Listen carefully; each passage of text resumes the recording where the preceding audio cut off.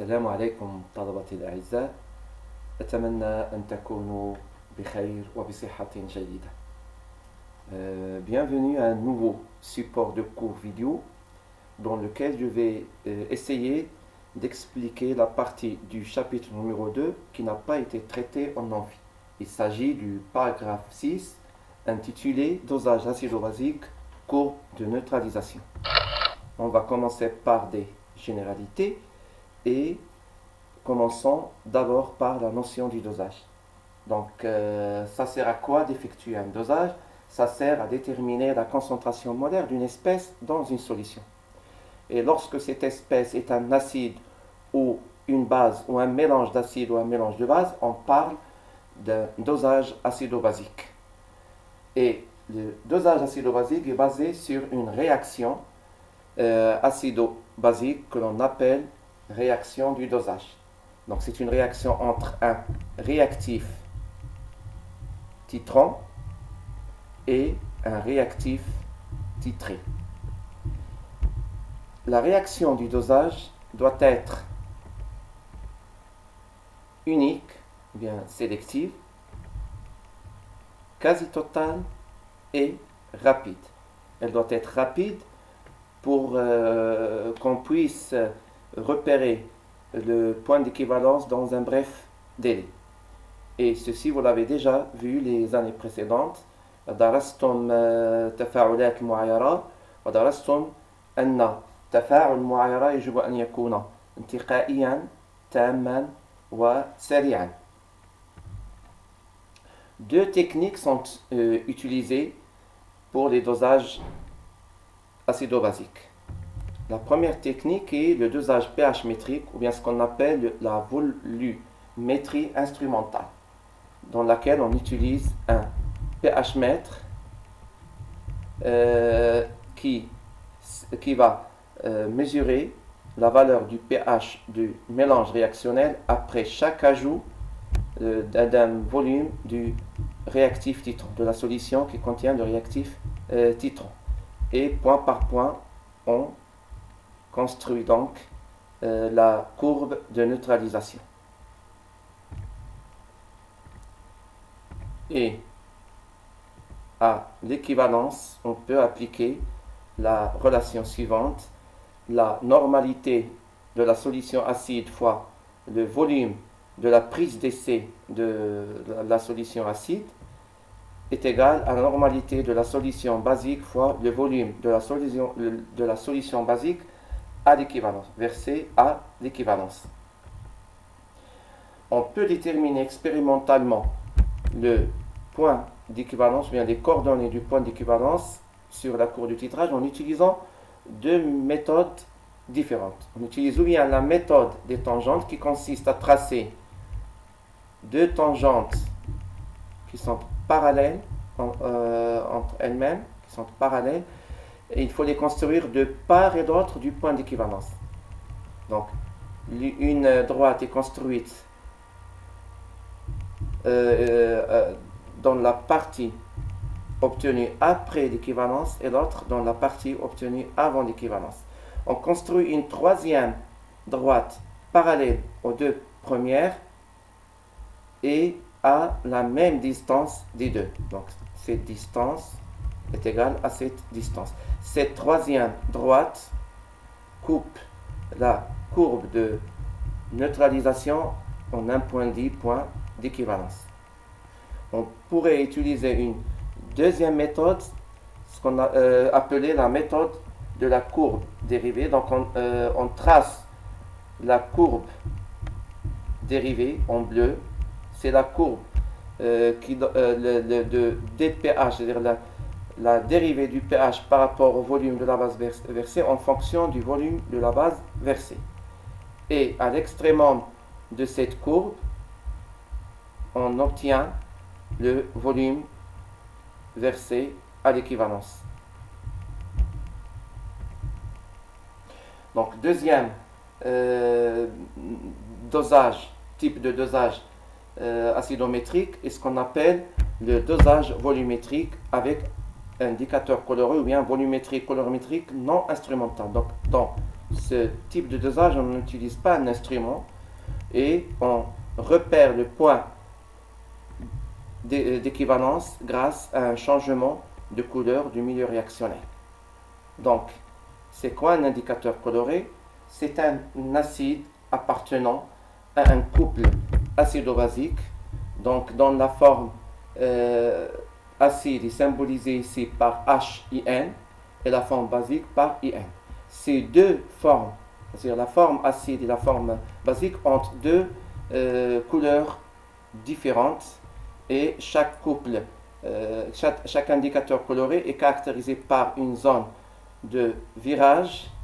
Cette zone de virage est comprise entre pKa-1 et pKa plus 1, le pKa bien sûr et le pKa de ce couple auquel appartient l'indicateur coloré. Donc ici on a un tableau qui regroupe quelques indicateurs colorés et remarquez bien la différence de couleur entre la forme acide et la forme basique. On prend par exemple le cas du phénylphthaléine. Donc cet indicateur coloré est incolore pour la forme acide et la forme basique a une couleur pourpre. Donc comment est-ce qu'on choisit l'indicateur coloré qui convient le mieux à un dosage acido-basique? On choisit cet indicateur coloré tel que sa zone du virage encadre bien la valeur du pH à l'équivalence. Prenons un exemple. On sait que lors d'un dosage d'un acide fort par une base forte, à l'équivalence, le milieu réactionnel est neutre, donc le pH à l'équivalence est égal à 7. Cherchons donc dans les domaines de virage, le domaine de virage qui encadre bien la valeur 7. Donc on voit très bien que c'est le bleu de bromothymol qui convient le mieux parce que sa zone du virage encadre bien la valeur 7. Donc on a une zone de virage comprise entre 6 et 7,6. Commençons nos types de dosage par le cas d'un dosage d'un acide fort par une base forte. Et étudions ce dosage d'un acide fort par une base forte. Tout le monde sait qu'un acide fort, comme par exemple HCl, se décompose totalement dans l'eau. La même chose pour une base forte, elle se décompose totalement dans l'eau. Et donc, Na+ et Cl- sont des ions indifférents. Et la réaction qui va avoir lieu, c'est la réaction entre les ions hydroxyde H- et les ions oxonium H3+. Donc la réaction de dosage est la suivante. Et c'est une réaction rapide et totale dont la constante d'équilibre est égale à Ke et à 25 degrés, sa valeur est 10 puissance moins 14. Donc, on obtient une courbe de neutralisation qui est la suivante et on repère le point d'équivalence par la méthode des tangentes parallèles et on voit bien que ce point d'équivalence est obtenu à un pH égal à 7. Et à ce point d'équivalence, on peut appliquer donc la relation suivante. Et puisque on a utilisé un monoacide, donc la normalité dans ce cas est égale de l'acide est égale à sa concentration molaire. La même chose pour la base, c'est une monobase, donc sa normalité est égale à sa concentration molaire et la relation devient Ca fois Va est égal à Cb fois Vbe. Essayons maintenant d'établir l'expression du pH en fonction de X durant toutes les parties du dosage. Et c'est quoi le X? X, c'est le volume de la base versé à un instant donné sur le volume de la base versé à l'équivalence. Donc en multipliant le numérateur et le dénominateur par CB, on obtient cette expression et on a vu qu'à l'équivalence, CB fois VBE est égal à quoi? À CA fois VA. Donc, retenez bien l'expression de X. X est égal à quoi? À CB fois VB sur CA fois VA. Donc, commençons par le cas où VB est égal à 0, c'est-à-dire au début du dosage. Donc, rien n'a été versé dans le bécher qui contenait notre solution acide dont la concentration est inconnue. Et dans ce cas, lorsque VB est égal à 0, VB est égal à 0, donc X est égal à 0. Cherchons maintenant l'expression du pH. Donc, puisque dans notre bécher, il n'y a que la solution acide, et puisque cet acide est un acide fort, donc le pH dans ce cas est égal à moins log de Ca. Mais attention, il faut se souvenir de ce qu'on a vu au cours. On ne peut utiliser cette approximation que si on néglige l'autoprotolyse de l'eau, c'est-à-dire lorsque la concentration Ca est supérieure à 10 puissance moins 6,5. Donc, maintenant, que devient l'expression du pH entre x égale à 0 et x égale à 1, c'est-à-dire avant l'équivalence? Donc, avant l'équivalence, on a toujours la réaction du dosage suivante, mais attention, c'est une réaction totale et parmi les deux réactifs, le réactif en excès CH3+, et par conséquence, le réactif limitant qui va disparaître à l'équilibre, c'est OH-. Donc, à l'équilibre, on a la concentration de H3+ qui est égale à Ca fois Va moins Cb fois Vb sur Va plus Vb, et en factorisant par Ca fois Va sur Va plus Vb, on obtient cette expression et on a vu que Cb fois Vb sur Ca fois Vb n'est autre que X. Donc on remplace Cb fois Vb sur Ca fois Va par X et on obtient cette expression, et ce qui va nous permettre de déterminer l'expression du pH en fonction de X avant l'équivalence. Attention, cette expression n'est pas applicable pour les deux valeurs X égale à 0 et X égale à 1. Donc X est strictement compris entre 0 et 1. Maintenant, essayons de déterminer le pH à l'équivalence. Donc, à l'équivalence, on sait bien que les quantités de matière de OH- et de H3+ sont égales. Donc, il s'agit bien d'une solution neutre, et une solution neutre à 25 degrés a un pH est caractérisée par un pH qui est égal à 7.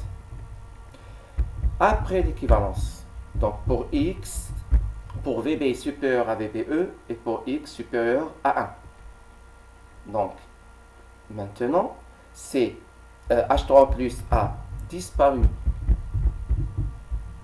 dès l'équivalence.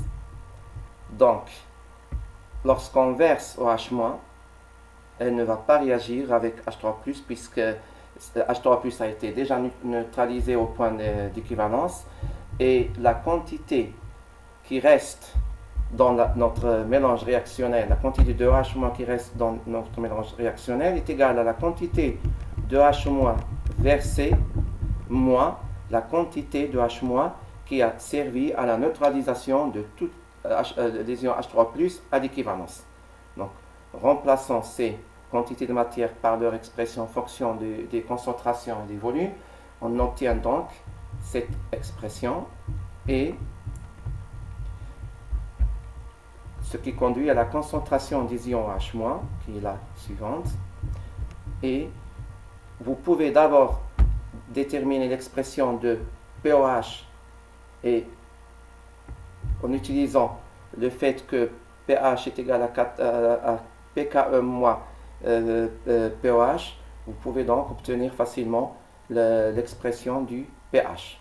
Donc, là, comment est-ce qu'on est passé de cette expression à celle-là? Il suffit de factoriser par CB VBE sur VA plus VB et se souvenir du fait que X est égal à CB fois VB sur CA fois VA, et vous allez obtenir facilement cette expression à partir de l'expression précédente.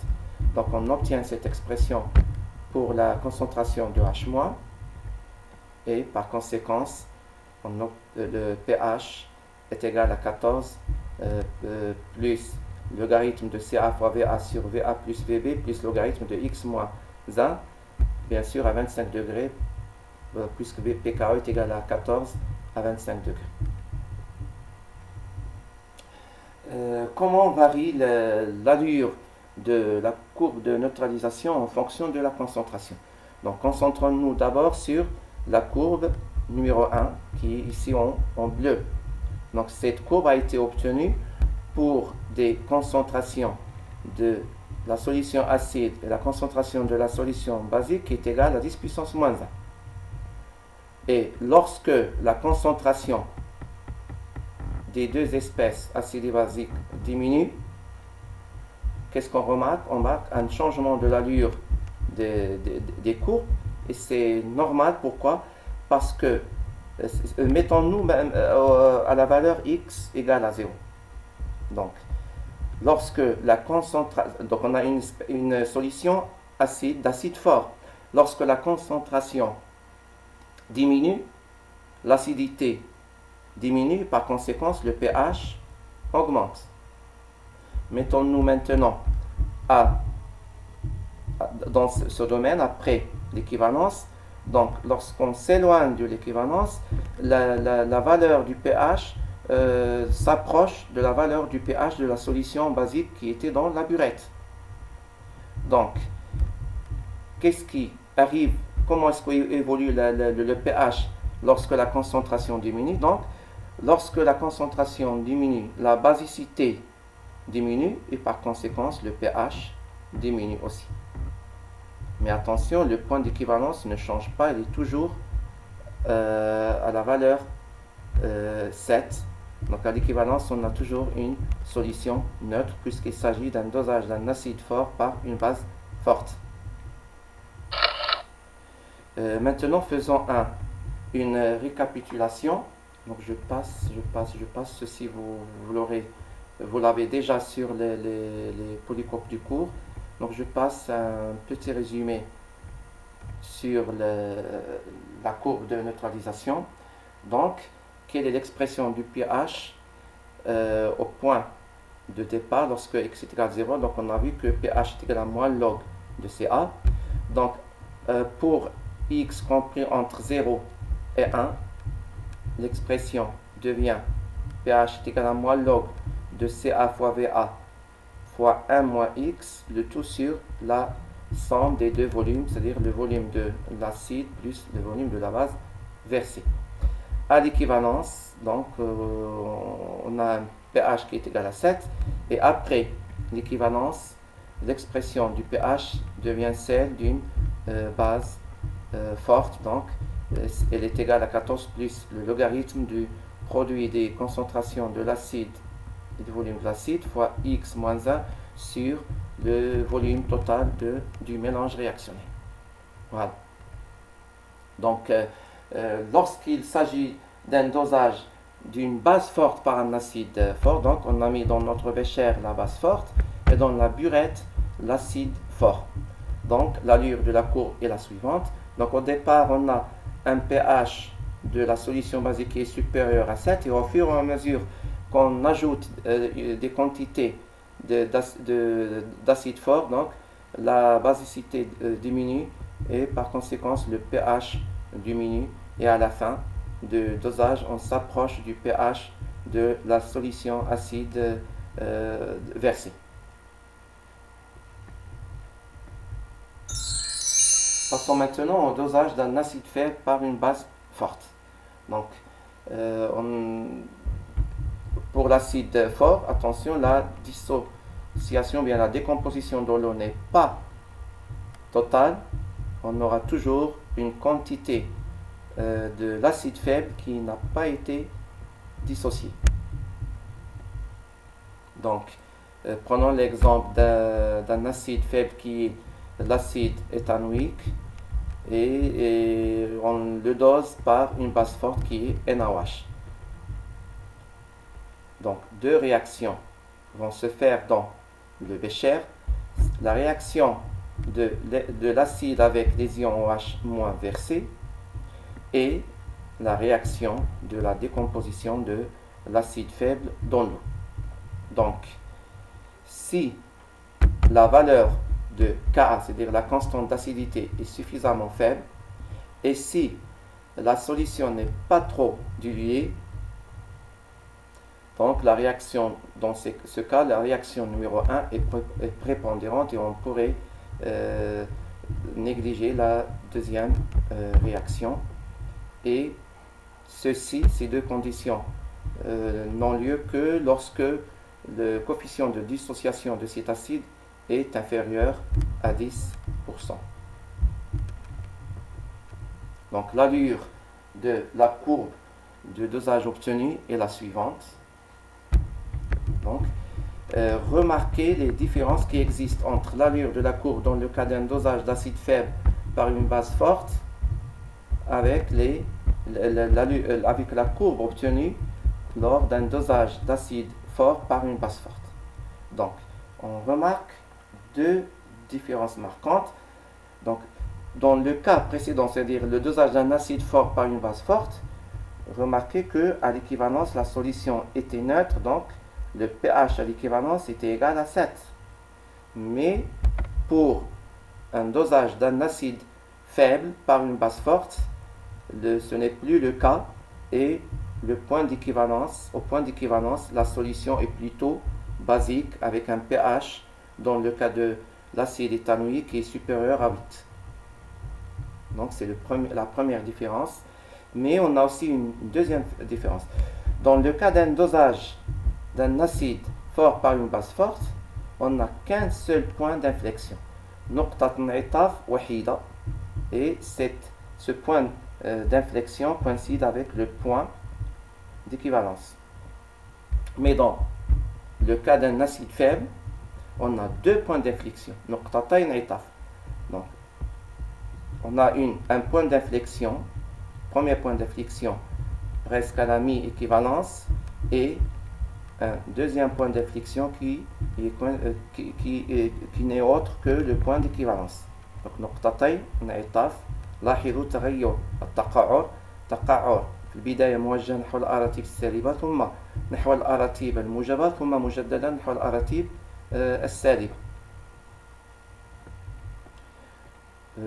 Donc à l'équivalence, on peut utiliser la relation suivante qui se transforme en cette relation avec les concentrations puisqu'il s'agit d'un monoacide et d'une monobase. Et à l'équivalence, on a cette relation CA fois VA est égal à CB fois VBE. Et faisons la même méthode que précédemment, c'est-à-dire essayons d'exprimer le pH en fonction de X pour les différentes étapes du dosage. Et commençons par le point de départ, c'est-à-dire lorsque VB est égal à 0, soit X est égal à 0. Donc, dans ce cas, qu'est-ce qu'on avait dans notre bécher ou bien dans notre Erlen? On avait une solution d'acide faible et le pH, donc, est le pH d'un acide faible. Et en faisant les approximations vues au cours, on obtient pH est égal à 1,5 fois pKa plus PC. PC, bien sûr, c'est moins log de la concentration de l'acide de la solution acide. Passons maintenant à la partie qui est avant l'équivalence, donc la partie comprise entre x strictement supérieur à 0 et x strictement inférieur à 1. Donc, écrivons donc la réaction du dosage et on a avant le point d'équivalence, c'est le réactif OH- qui est le réactif limitant. Donc c'est lui qui va disparaître et qu'est-ce qui va rester à l'équilibre, c'est-à-dire à la fin de la réaction? On aura une quantité d'acide faible et une autre quantité mélangée à une quantité de sa base conjuguée. Donc, quelle est l'expression du pH dans ce cas? Le pH dans ce cas n'est autre que pKa plus log de la concentration de la base sur la concentration de l'acide. C'est ce qu'on a vu pendant les paragraphes précédents de ce chapitre numéro 2. Donc, mais exprimons d'abord la concentration CH3COH en fonction de X et celle de CH3COH aussi en fonction de X. Donc la concentration de A- c'est CB fois VB sur VA plus VB et celle de HA c'est CA fois VA moins CB fois VB sur le volume total du mélange réactionnaire. Donc le pH est égal à pK plus log de la concentration de la base sur la concentration de l'acide et on obtient cette expression qui va se transformer en expression suivante en factorisant par CB fois VB. On obtiendra facilement ceci et en se souvenant bien sûr que X n'est autre que CB fois VA sur CA fois VA.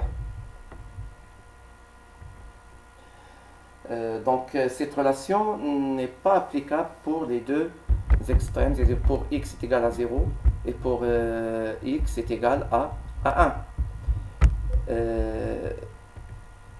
À la demi-équivalence, c'est quoi la demi-équivalence? C'est lorsque VB, c'est-à-dire le volume versé, est égal au volume versé à l'équivalence sur 2. Donc, ce cas-là, c'est-à-dire on a l'équivalence, un volume qui est égal à 40. Donc, VBE sur 40, c'est 20. Et la demi-équivalence est obtenue pour un volume, VB est égal à VBE sur 2 est égal à 20. Donc, VBE est égal à VB est égal à VBE sur 2, ça veut dire que X est égal à 1 sur 2 est égal à 0,5. Donc, remplaçons la valeur de X, c'est-à-dire 0,5, dans l'expression du pH, on aura donc 0,5 sur 1 moins 0,5, c'est-à-dire 0,5 sur 0,5 qui est égal à 1, et le logarithme de 1 c'est 0, et par conséquent pH est égal à quoi? À pKa à la demi-équivalence. Donc pH est égal à pKa à la demi-équivalence.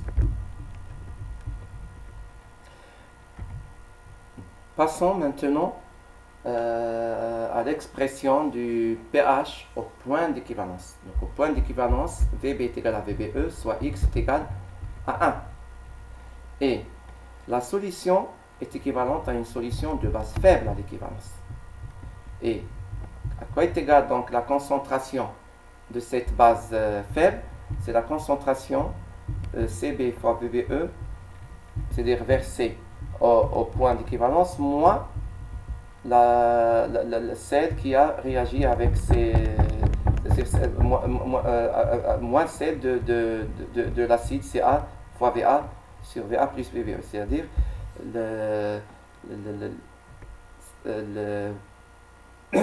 c'est la concentration bien sûr de CH3CO- à l'équivalence. Cette expression, c'est la concentration de la base à l'équivalence. Donc, le pOH est égal à 1,5 pKb plus PC prime, et par conséquence, le pH est égal à 1,5 pKe plus pKa moins PC prime. C'est quoi C prime? C'est cette expression. C'est la concentration de la base conjuguée de notre acide faible au point d'équivalence. Après l'équivalence, donc après l'équivalence, X supérieur à 1, et après l'équivalence, donc les ions OH- sont en excès, c'est CH3COH qui va disparaître, et on a l'expression de la concentration de H- c'est CBVB moins CAVA sur VA plus VB. Et puisque la concentration de H3 plus c'est KE sur H-, donc le pH c'est moins log de KE sur H-, c'est moins log de KE plus log de OH-, et on remplace la concentration de H- par son expression en fonction des concentrations des volumes. On obtient l'expression suivante, et en factorisant par CB, VB sur VA plus VB, on obtient donc la relation suivante en fonction de X.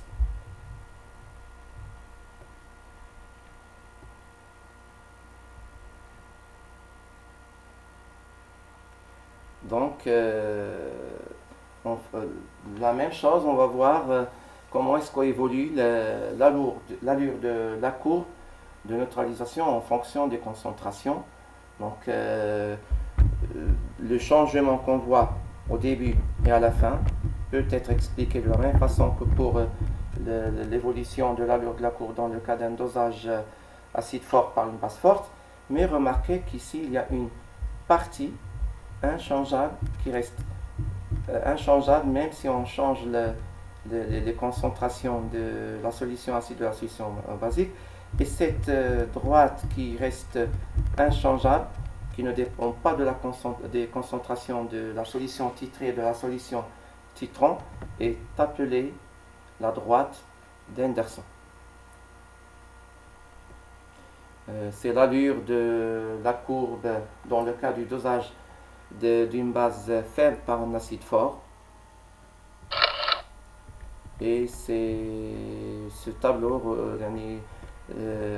regroupe les expressions du pH en fonction des étapes, pendant les différentes étapes du dosage.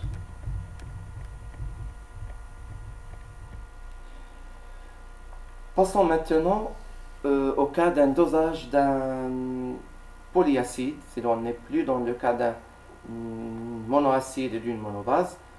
Donc, que devient l'expression du pH dans ce cas-là? Et on va se contenter d'un seul cas, le cas d'un triacide faible, donc dosage d'un triacide faible par une base forte. Donc, je vais symboliser cet triacide faible par H3A. Donc, c'est un triacide. Donc, on aura la neutralisation de 3 acidités. Donc, chaque acidité, chaque couple acide-base est caractérisé par sa constante d'acidité. Donc, on a 3 constantes d'acidité. Et donc, j'aurai 3 sauts dans la courbe de neutralisation. Donc, premier point de neutralisation, deuxième point de neutralisation, 3 points, troisième point de neutralisation. Et pour obtenir une courbe avec 3 sauts de neutralisation, il faudrait que les valeurs de 3 pKa différentes il faut que ces 3 valeurs de pKa soient éloignées l'une de l'autre. Il ne faut pas qu'elles soient très proches l'une de l'autre, mais il faut aussi que la troisième acidité, c'est-à-dire ne soit pas trop forte, c'est-à-dire la valeur du pKa ne soit pas trop élevée. Normalement, il ne doit pas dépasser la valeur du 11. La valeur 11. Pour étudier la variation du pH en fonction de VB ou bien en fonction de X, donc on va à nouveau définir X comme étant CB fois VB sur CA fois VA, et essayons d'établir les expressions du pH, et commençons par le début par le point de départ lorsque x est égal à 0. Donc, lorsque x est égal à 0, c'est-à-dire le bécher ne contient que la solution de l'acide faible qui est un triacide, et on va, puisque le pKa 3 et le pKa 2 sont suffisamment supérieurs à pKa 1, qu'est-ce qu'on va faire? On va négliger la seconde acidité et la troisième acidité devant la première, et le pH est alors égal à celui d'une solution de monoacide faible, et dans l'expression est la suivante, donc pH est égal à 1,5 pKa1 moins log de Ca. Attention, ce n'est qu'une approximation. Donc passons au cas où X est compris entre 0 et 1, c'est-à-dire le volume versé compris entre 0 et le volume à la première équivalence, là où X est égal à 1. Donc, la réaction du dosage dans cette zone, donc avant le premier point d'équivalence, est la suivante. Et à l'équilibre, les quantités de matière de H3A et de H2A- sont les suivantes. Donc on est en présence d'un acide faible et de quoi? Et de sa base conjuguée.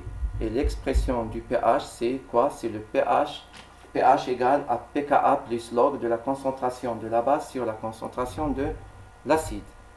Donc pH est égal à pKa1 plus log de Cb fois Vb sur CaVa moins Cb Vb.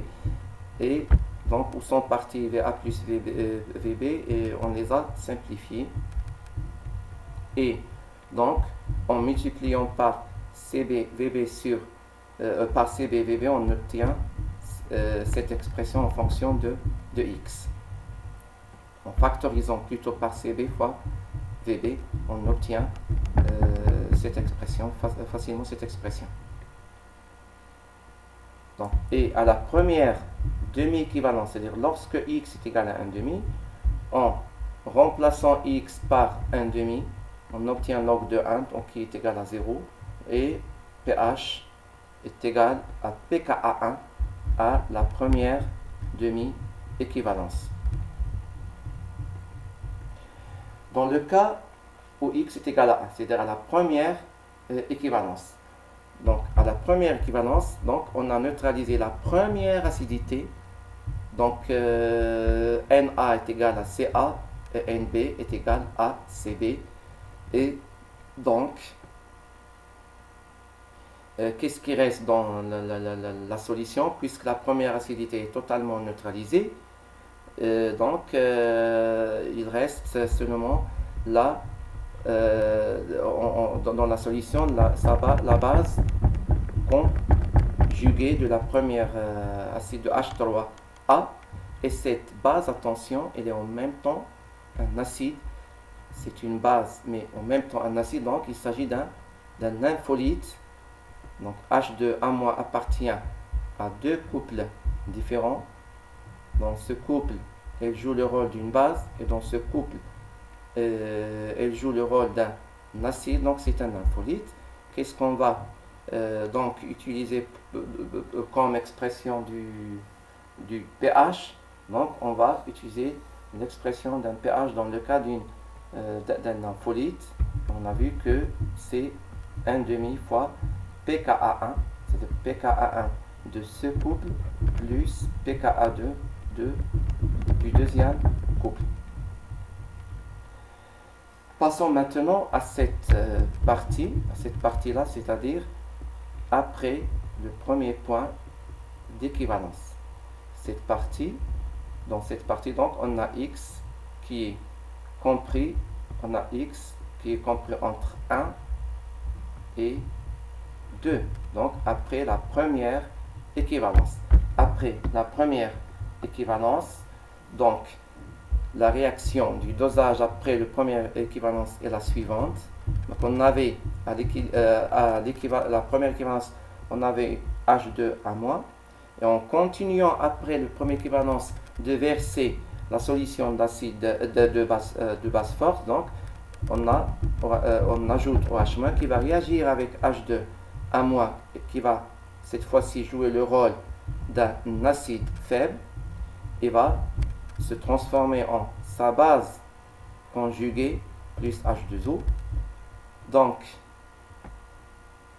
faites attention à la quantité versée après la première équivalence. Donc, c'est CB fois VB moins CB fois VBE à la première équivalence. Et donc, OH- est toujours le réactif limitant. Il va disparaître à l'équilibre. Et on est en présence, après la première équivalence, on est en présence de H2A- qui joue le rôle d'un acide faible et de sa base conjuguée HA2-. Donc l'expression du pH c'est pK, attention, pKa2, non pas pKa1, pKa2 plus log de la concentration de la base sur la concentration de l'acide. Voilà. Donc, et en multipliant, en factorisant par CB, VB, donc on obtient l'expression du pH en fonction de X. Cette expression est valable aussi pour la deuxième demi-équivalence, puisque ce point appartient à cette partie. Donc, en remplaçant X par 3 demi, on obtient donc pH est égal à pKa2.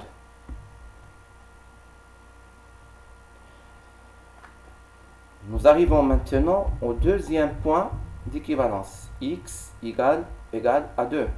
Donc, au deuxième point d'équivalence, donc on a, attention, au deuxième point d'équivalence, qu'est-ce qu'on a neutralisé? On a neutralisé la deuxième acidité. Donc, on n'a plus la normalité qui est égale à la concentration, mais la normalité de l'acide est égale à 2 fois la concentration de l'acide, puisqu'il s'agit de la deuxième acidité. Donc, P, souvenez-vous que N est égal à P fois C. Dans ce cas, puisqu'il s'agit de la deuxième acidité, P est égal à 2. Et par conséquent, Na est égal à 2Ca. Donc, la seconde acidité est totalement neutralisée au deuxième point d'équivalence. Donc, H2A- qui a joué le rôle d'acide a totalement disparu. Et qu'est-ce qui reste dans la solution? Sa base conjuguée HA2-. Mais attention, cette base conjuguée, elle peut jouer aussi le rôle d'un acide, puisqu'il appartient à deux couples acido-basiques. Dans le premier, il joue le rôle d'un acide, et dans le deuxième, elle joue le rôle d'une base. Et par conséquent, on est en présence d'une solution d'infolite. Donc le pH est égal à 1,5 pKa2 de ce couple plus pKa3 de ce troisième couple. Voilà.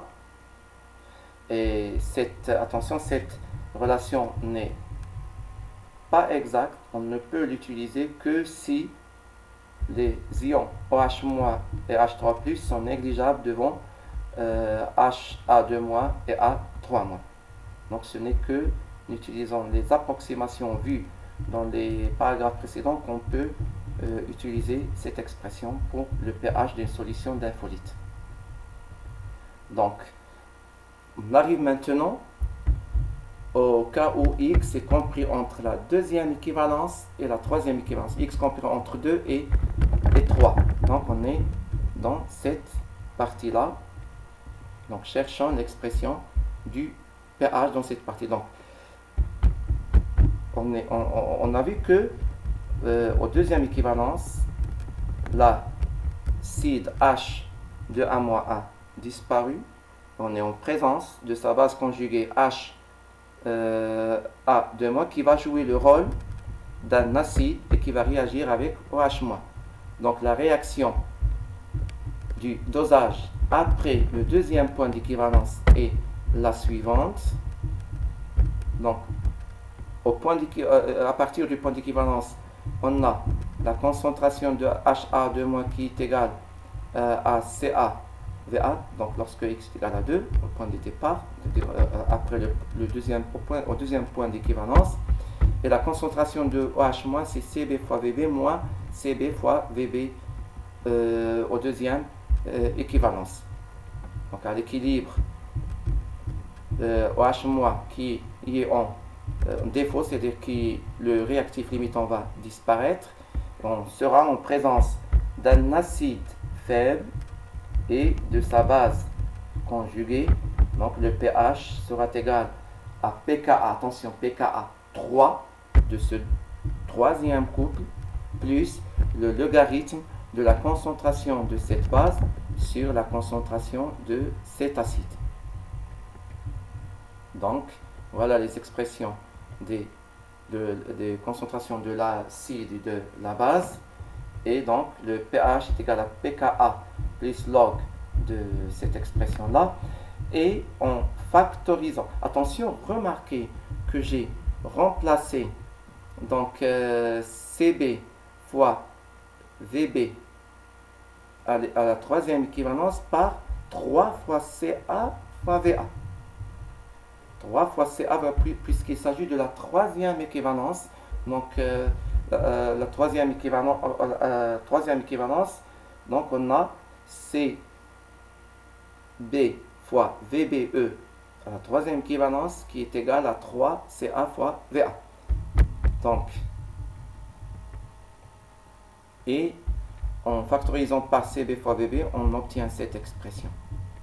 Et à la troisième demi-équivalence, c'est-à-dire là où x est égal à 5 sur 2, on obtient la valeur du pH qui n'est autre que pKa3. Pour x est égal à 3, donc on est ici, x est égal à 3, la troisième équivalence. Donc la relation qu'on peut utiliser est la suivante. Pourquoi? Parce que puisqu'on vient de neutraliser la troisième équivalence, donc on aura Na qui est égal à 3Ca. Et donc la concentration de A 3 mois est la suivante. Et ce qui nous donne CA, VA sur VA plus VB. Il suffit de remplacer CB fois VB de la troisième équivalence qui est égale à 3CA fois VA et celle de CB fois VB à la deuxième équivalence qui est égale à 2CA fois VA. Donc 3CA fois VA moins 2CA fois VA, ça donne CA fois VA. Donc le pH est égal à 1,5 puisqu'on est en présence d'une base faible, donc 1,5 pKa3 plus pKe plus log de CaVA sur VA plus VB. Passons maintenant à la dernière étape, c'est-à-dire lorsque x est supérieur à 3, VB supérieur à troisième volume d'équivalence. Donc, qu'est-ce qui restait dans notre solution après au troisième point d'équivalence? Il n'y avait que HA2- qui va réagir avec OH- et donc la concentration de OH- restante est égale à la concentration de OH- versée moins la concentration de OH- qui a réagi au troisième point d'équivalence, c'est CB fois le volume versé à la troisième équivalence, et on obtient cette expression pour H- qui va nous conduire donc à cette expression. Attention, j'ai remplacé CB fois VB de la troisième équivalence par 3CA fois VA. Et tout le monde sait que H3+ n'est autre que KE sur OH-. Donc c'est KE sur cette expression. Donc on inverse le numérateur et le dénominateur. Et ça devient, le pH c'est moins log de H3+, donc c'est 14 plus logarithme de cette expression. Et en factorisant par CB fois VB sur VA plus, en factorisant par CA fois VA sur VB plus VA plus VB, on obtient cette expression du pH en fonction de X. Donc, il est difficile de vérifier simultanément les deux expressions à la première équivalence et à la deuxième équivalence. Parce que pour pouvoir utiliser cette première expression, il faut que le pKa1 et pKa2 soient de part et d'autre de la valeur 7. C'est-à-dire pKa1 doit être inférieur à 7 et pKa2 doit être supérieur à 7. Et pour vérifier aussi cette deuxième, il faut que les valeurs de pKa2 et pKa3 soient de part et d'autre de 7. Ce qui est impossible puisque pKa2 ne peut pas être en même temps supérieur à 7 et inférieur à 7. Donc, si on a les valeurs de pKa, les valeurs de pKa sont proches l'une de l'autre, et si en même temps la troisième acidité est très faible, c'est-à-dire pKa3 à peu près supérieur à 11, dans ce cas-là, on ne peut pas avoir les trois sons en même temps. Donc on n'obtiendra que 2 sauts par exemple, et on obtiendra une courbe qui n'est pas très claire. Donc prenons ce premier cas. Donc remarquez que on a les valeurs de pKa sont suffisamment différentes. Donc pKa1 est égal à 3, pKa2 est égal à 6, pKa3 est égal à 9. Et que la troisième acidité n'est pas trop faible. Remarquez que la valeur de pKa n'est pas très élevée. Donc dans ce cas, on obtient une jolie courbe avec 3 sauts. Donc premier saut, deuxième saut et troisième saut très clair. Donc, mais attention, on doit satisfaire ces conditions pour pouvoir obtenir 3 sauts clairs. Mais si par exemple, ce qui figure sur la figure 3, ce qui est illustré sur la figure 3, si par exemple le troisième saut est très élevé, remarquez que le pKa de la troisième acidité est très élevé, remarquez que pKa3 est égal à 11. Dans ce cas, on n'obtiendra que 2 sauts et le troisième saut est difficilement obtenable. On ne peut pas l'obtenir puisque la troisième acidité est très faible. Donc on n'obtient dans ce cas que 2 sauts. Dans le cas où la troisième acidité est très faible, c'est-à-dire dans le cas où pKa est très élevé. La même chose ici, remarquez qu'on voit clairement que 2 sauts.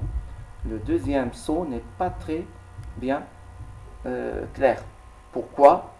Parce que la deuxième et la troisième valeur de pKa sont très proches l'une de l'autre. Donc on observe la troisième neutralité commence avant de terminer la deuxième